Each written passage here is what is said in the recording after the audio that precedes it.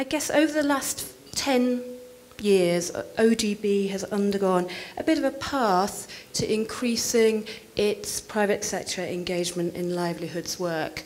And there are some key reasons for this. I think one of them is that we've seen private sector inflows to developing countries really increase in the last 10 years to often be the largest source of cash that's coming into many developing countries. So there's a sense that to ignore the opportunity to shape that inflow is really a lost opportunity in terms of seeking to make it work in the interests of some of the poorest. When we're looking at working with women's small enterprises, larger companies in a market system can be, but obviously are not always, a source of investment cash for small enterprise.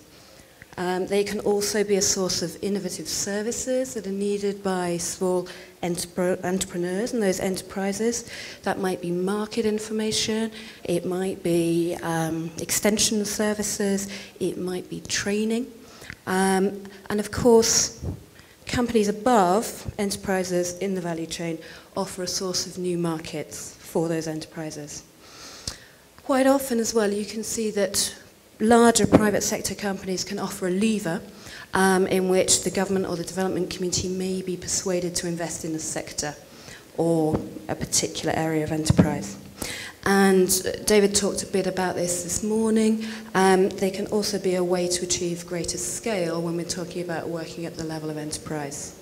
So those are the key reasons, I think, for ODB really doing more private sector engagement within its livelihoods work.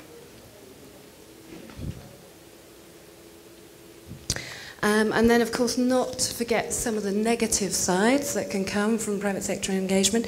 The nature of the governance, the contracts between medium and large companies and those that they're trading with down further in the market system could, of course, be an unfair trading relationship.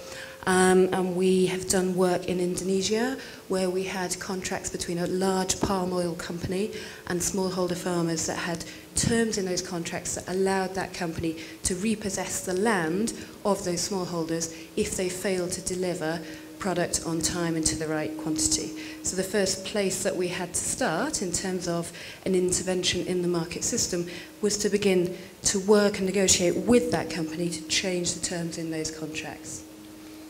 And then, of course, they can be a market blocker rather than a market access point. So it may well be that you've got one company monopolising all the export out of a country, sourcing product from plantations, and there's no room in that export chain for small enterprise.